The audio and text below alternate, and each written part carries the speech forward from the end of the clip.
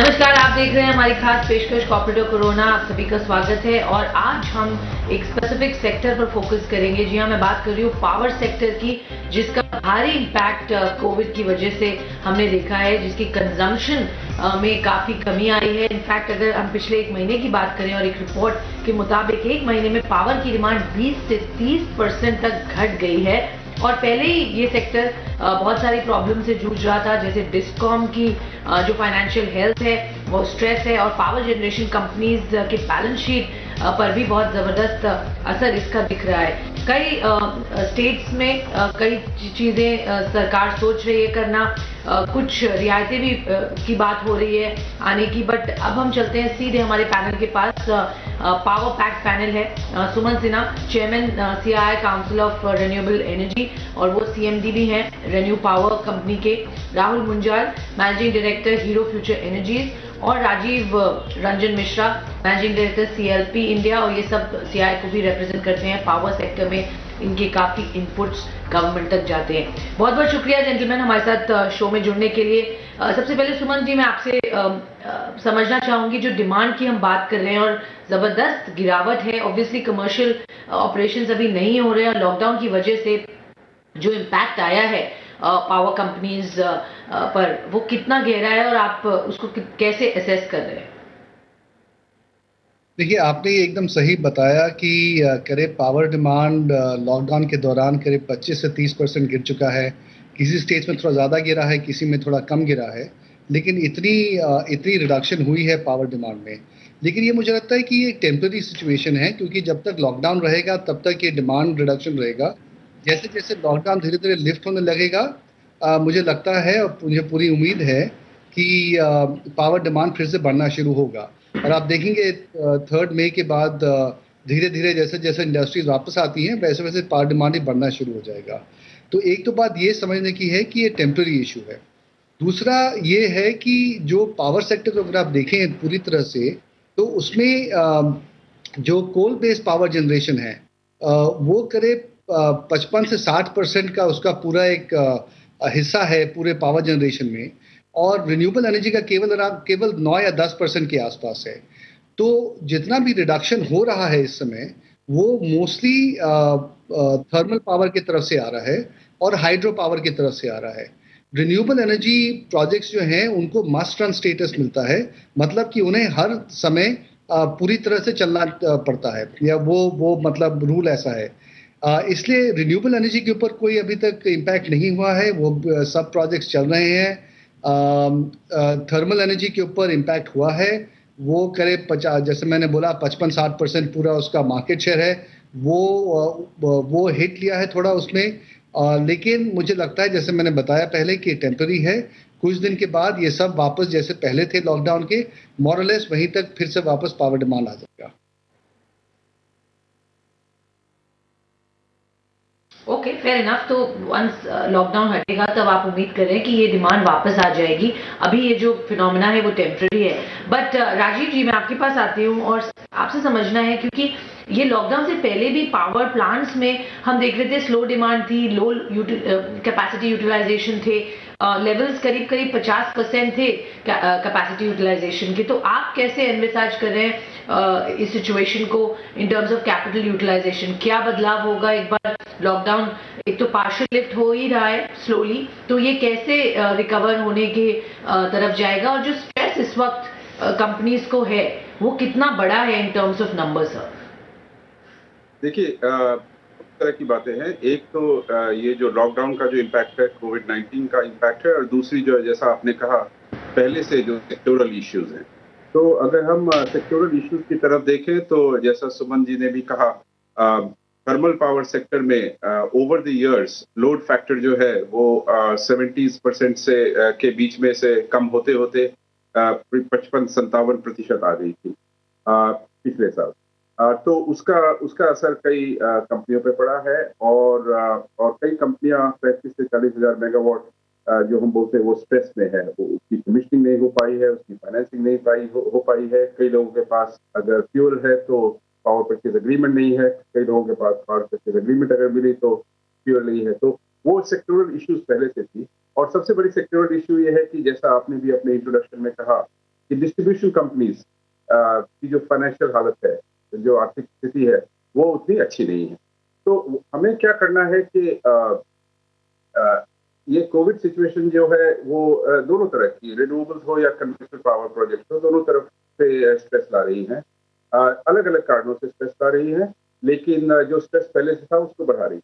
तो हमने जो रेकमेंड किया है और जो सरकार कर भी रही है, वो ये है कि जो शॉर्ट टर्म इश्यूज है विच अफेक्ट बोथ साइड्स, उसको उसके लिए खास करके एक सहायता दी जाए, और उस पे हमने रिक्वेस्ट किया है गवर्नमेंट से कि liquidity infusion into the discoms वो की जाए।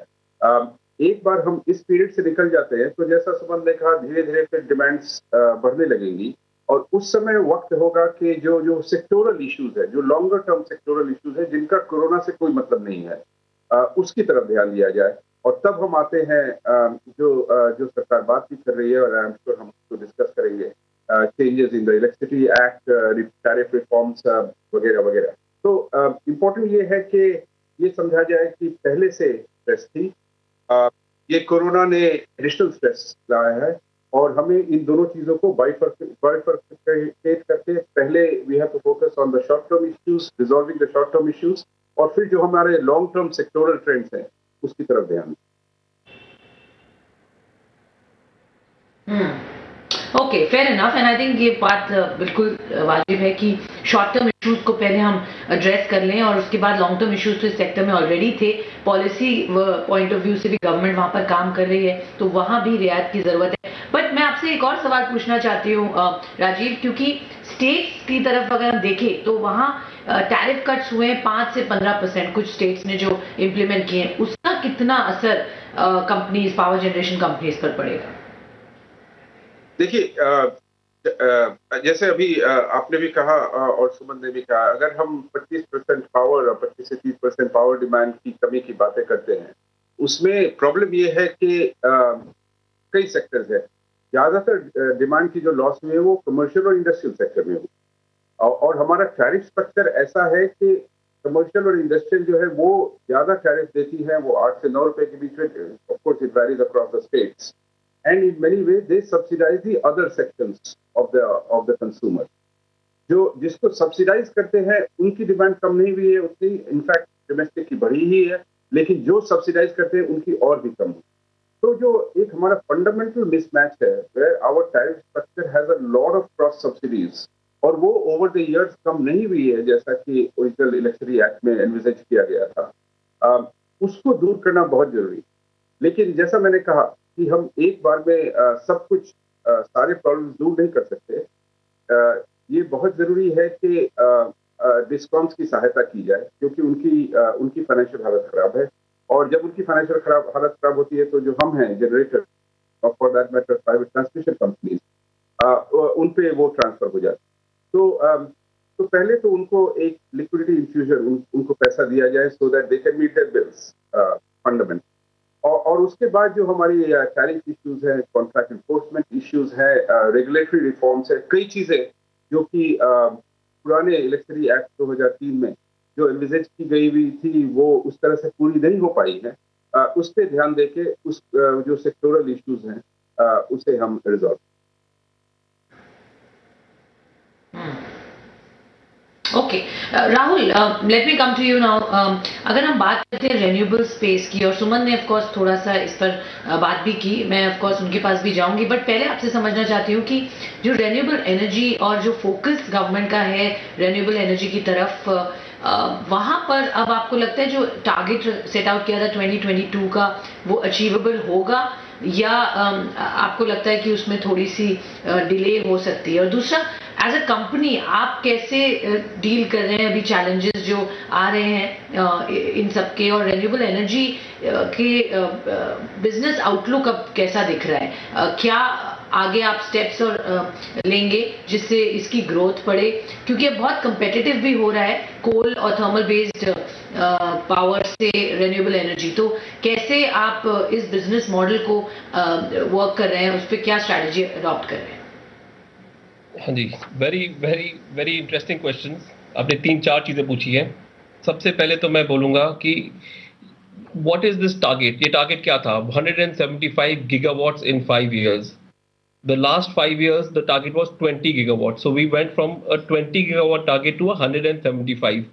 तो आप ये देखिए कि इतना ज़्यादा increment, was it a ambitious target or an over ambitious target? So the point I don't think was ever to meet 175. The point was to move away from the mindset of doing 20 gigawatt and saying, let's do something big. Will 175 be met in 2022 or 2023 or 2024? मैं समझता हूँ इतनी बड़ी बात नहीं है. अगर हम 2024 में भी कर लेते हैं 175, then also as a country बाकी देशों के हिसाब से हम बहुत अच्छे होंगे. We will be amongst the top 2 or 3 countries along with China, US and us. There will be only 3 countries जिनका इतना ज़्यादा 175 gigawatt of renewable wind, solar, hydro implement हो चुका होगा. So I don't think we should get very bogged down by what is the target and when are we going to meet it, because ये target बहुत बड़ा target रखा गया था और हम इस target के पास आएंगे, जरूर आएंगे और 2022 की जगह 2023, 2024 तक मीट भी कर लेंगे. ये तो रही आपकी टारगेट की बात थी. दूसरी बात आपने पूछी wind, solar versus thermal pricing. आज की डेट में सोलर की प्राइसिंग हर एनर्जी सोर्स से सस्ती हो गई है. Solar energy is the cheapest form of energy today in most parts of the world and especially in India, because in a country like India हमें 300 दिन मिलते हैं most of the country में, जहाँ पे बहुत अच्छा sunlight वाला day मिलता है. So with so much sunlight, India is blessed with so much sunshine. So for India, solar I think is a very good way to go forward. It is already proven to be the lowest cost of new energy. अगर आज आप नया plant लगाने जाएं energy produce करने के लिए, solar से सस्ती और कोई नहीं हो सकती है. So that is the cost competitiveness आपने पूछा. तीसरा आपने पूछा आज की डेट में कोविड में क्या हो रहा है और हम कैसे तो कोविड में मैं 2 या 3 चीजें बोलना चाहूंगा कि क्राइसिस अब आ गई है. We need to accept it. The first thing we should do is we should show empathy, we should show compassion. हमने क्या किया है, हमारे जितने भी प्लांट्स हैं, हमारे प्लांट्स के आसपास के जितने भी विलेजेस हैं, वी आर मेकिंग श्योर उन विलेजेस में जितने भी गरीब हैं उनको खाना, उनको मास्क, उनको बेसिक नीड्स उनके मीट हो जाए. आई थिंक सबसे पहली चीज आज की डेट में हमें करनी चाहिए empathy and compassion. I think that is the key. Secondly, regarding the business, like Suman said, of course, while 25% while there is a 25% dip in electricity demand, it is translated to almost a 5 to 7% dip in renewable energy demand. So as far as the demand goes, अभी हमारा dip उतना नहीं है, पर ये कब खुलेगा, ये 3rd May को खुलेगा, ये extend होएगा उसके बाद for Sure. 1 week or 10 days, we can't say. Now okay, fair enough, point taken sir. आपने जो कहा कि उसका इम्पैक्ट, जी फेयर इनफ. सुमन, मैं आपके पास आना चाहूंगी. 2 सवाल हैं, वेरी वेरी स्पेसिफिक सवाल. एक तो ये जो सिचुएशन पैन आउट होके आ रही है, उसमें आपको लगता है कि consolidation is the way forward और वो होना अब बहुत जरूरी भी है. कैसे आप देख रहे हैं इस सेक्टर का ओवरऑल, कैसे इमर्ज होके निकलेगा इसका form in terms of business, strong business models क्या बनेंगे? पहला तो कंसोलिडेशन पर आपका क्या व्यू है. और दूसरा सवाल रिन्यूएबल स्पेस में, क्योंकि आप एक बड़े रिन्यूएबल प्लेयर हैं, आप इसको कैसे एज एन अपॉर्चुनिटी देख रहे हैं to grow your business? Obviously capital intensive भी है, तो आगे की क्या स्ट्रैटेजीज अडॉप्ट करेंगे, कैसे फंड करेंगे, क्योंकि लिक्विडिटी कंसर्न्स भी हैं. सो एज अ बिजनेसमैन आप अपने बिजनेस को कैसे ग्रो करने की बात करें, और कंसोलिडेशन पर आपका क्या व्यू है इस सेक्टर में? देखिए, अभी कुछ भी कहना बहुत ही मुश्किल है, और क्योंकि अभी किस तरह से कोविड का सिचुएशन प्ले आउट करेगा, अभी उस पर पूरी तरह से क्लैरिटी किसी के पास नहीं है. ऐसा हो सकता है कि अगले कुछ दिनों में कोई दवाई निकल आए या तो कोई वैक्सीनेशन निकल आए और पता चले कि भाई 4-6 महीने के अंदर ही ये पूरा कोविड का जो की जो समस्या है वो हमारे पीछे हो जाए, और एक तरह से एक वी शेप रिकवरी हो जाए, और पूरा इम्पैक्ट केवल 4-6 महीने का रहे और फिर हम वापस इकोनॉमी जिस तरह से चल रही थी वैसे ही चलेगी। अगर वो हालत रही तो फिर हाँ, फिर तो रिन्यूएबल एनर्जी का जो फ्यूचर था वो अच्छा ही था पहले, वो वापस हम उसी स्थिति में आ जाएंगे और फिर ग्रोथ और इन्वेस्टमेंट्स फिर से वापस ऑन ट्रैक हो जाएंगे। फिर जितने इन्वेस्टर्स इन्वेस्ट करना चाह रहे थे इस सेक्टर के अंदर वो फिर से शुरू हो जाएगा। तो एक तो ये संभावना है। दूसरी लेकिन संभावना ये भी है कि 12 महीने, 15 महीने, 18 महीने के लिए कोई वैक्सीनेशन ना मिले लोगों को, और ये जो जिस स्थिति में हम फंसे हुए हैं, कभी लॉकडाउन है, कभी लिफ्ट हो रहा है, कभी और ज़्यादा लोगों को ये बीमारी हो रही है, कभी कम हो रही है, कभी हम लोग ऑफिस जा रहे हैं, कभी नहीं जा रहे हैं, कभी पावर डिमांड बढ़ रहा है, कभी कम हो रहा है। अगर इस तरह से अगर स्थिति आगे बढ़ती रहे तो फिर तो मुझे लगता है कि उस हालत में मैनेज करना एकदम डिफरेंट एनवायरनमेंट रहेगा और उस एनवायरनमेंट में आपको अपना कैश कंजर्व करना चाहिए, नए इन्वेस्टमेंट से थोड़ा दूर रहना चाहिए, जो अभी आपके इन्वेस्टमेंट्स है उस पर ध्यान देना चाहिए। तो वो एनवायरनमेंट रहेगा और थोड़ा डिफिकल्ट एनवायरनमेंट रहेगा। तो किस तरह से ये प्ले आउट करेगा अभी मुझे लगता नहीं कि किसी को भी पता है कि आगे जाके क्या होने वाला है। सो थोड़ा सा मुझे लगता है कि आज कोई भी बिजनेस है तो थोड़ा वेट एंड वॉच मोड में है कि भाई थोड़ा देख लेते हैं कि अगले 1-2 महीने में क्या किस तरह के मेडिकल डेवलपमेंट्स होते हैं। तो इसलिए अभी कोई लंबा तरह का प्लान बनाना या कोई लंबी स्ट्रैटेजी निकालना कि भाई इसके कारण हम इस तरह से फिर इन्वेस्ट करेंगे या नहीं करेंगे या कंसोलिडेट कर लेंगे, मुझे लगता है उसको अभी थोड़ा स्थगित रखना चाहिए और कुछ दिन के बाद ये सब चीज़ों को फिर से रिविजिट करना चाहिए। आज के दिन आप अपने जो एग्जिस्टिंग ऑपरेशंस हैं उनको संभालिए, आपका जो कैश है उसको संभालिए, आप अपना ये कोशिश कीजिए कि आपके ऑपरेशन पर ज़्यादा इम्पैक्ट ना पड़े, आपके सेल्स होते रहें, आपके कैश अंदर आते रहें, आपके एम्प्लॉयज़ जो हैं उनकी हेल्थ बनी रहे। जैसा राहुल जी ने बोला, आपके जो प्लांट्स के आसपास जो कम्युनिटीज़ हैं उनकी आप देखभाल करते रहिए। आप एक अच्छा कॉर्पोरेट सिटीजन बनिए देश के लिए। आई थिंक ज़्यादा हमें इसके ऊपर फोकस करना चाहिए और 1-2 महीने के बाद थोड़ा Okay, long fair term enough. फिर सोच किस तरह से आगे बढ़ें। जी,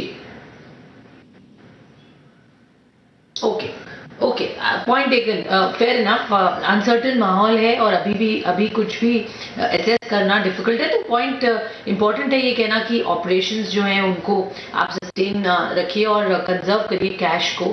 थोड़ा सा वेट एंड वॉच वाला बात यहाँ होने की बात हो रही है। राजीव, आपसे अब ये समझना है क्योंकि सेक्टर ऑब्वियसली अपने इश्यूज से भी जूझ रहा था और अभी कोविड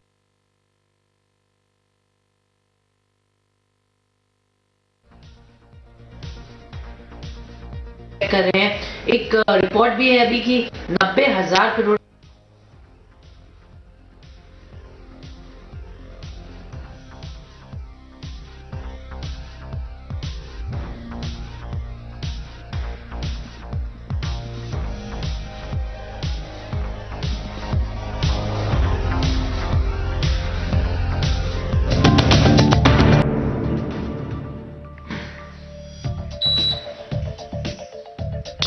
वेलकम बैक। आप देख रहे हैं हमारी खास पेशकश कॉर्पोरेट ऑफ कोरोना और आज हम बात कर रहे हैं पावर सेक्टर से। सारे ही बड़े प्लेयर्स से हम समझ रहे हैं कोविड का कितना असर हुआ है इस सेक्टर पर और आगे का आउटलुक क्या होगा।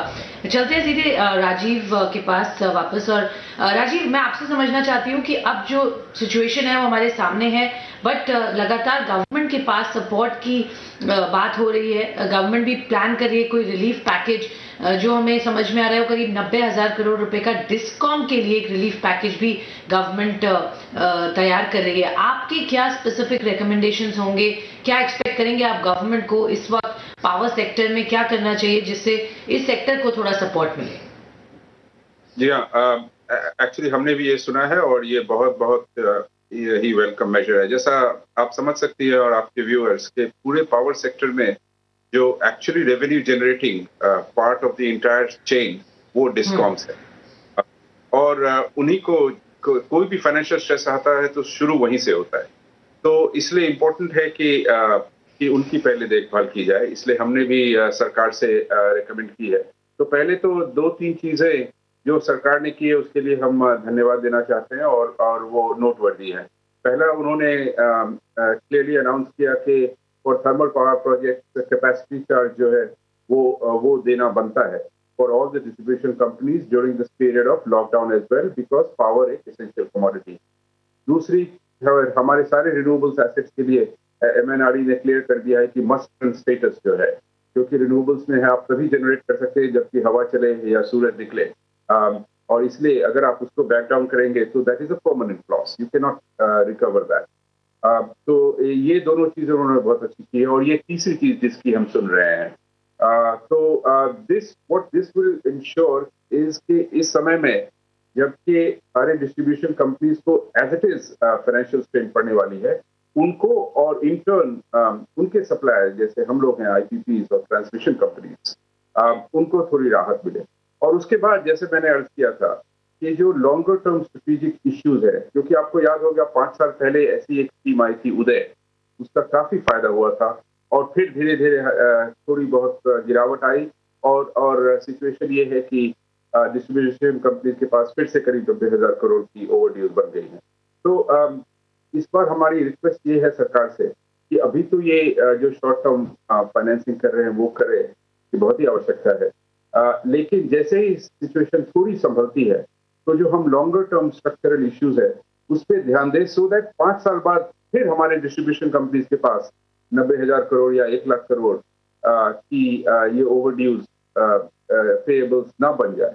और उसके लिए सरकार ने ऑलरेडी, जैसा मैंने कहा, कुछ चेंजेस प्रपोज की है इलेक्ट्रिसिटी एक्ट, बहुत ही पॉजिटिव है, हमने उसका बहुत ही सपोर्ट किया है और हमारी कोशिश रहेगी हम सरकार के साथ हेल्प करके कोशिश करें कि those get implemented so that in the longer term the sector in a healthy. Okay, fair enough, of course long term इस सेक्टर का अच्छा हो, यही बात हम कह रहे हैं। और जो पॉलिसी चेंजेस और काम हो रहे हैं गवर्नमेंट की तरफ से वो भी बहुत क्रिटिकल है फॉर द सेक्टर। बहुत बहुत शुक्रिया आप सभी का, सुमन सिन्हा, राहुल मुंजाल और राजीव रंजन। वक्त इतना ही था, बट बहुत बहुत धन्यवाद, आपने हमें पावर सेक्टर के जो कंसर्न्स हैं वो हाईलाइट किए और क्या आगे आउटलुक लग रहा है उस पर भी बात की, उसके लिए शुक्रिया।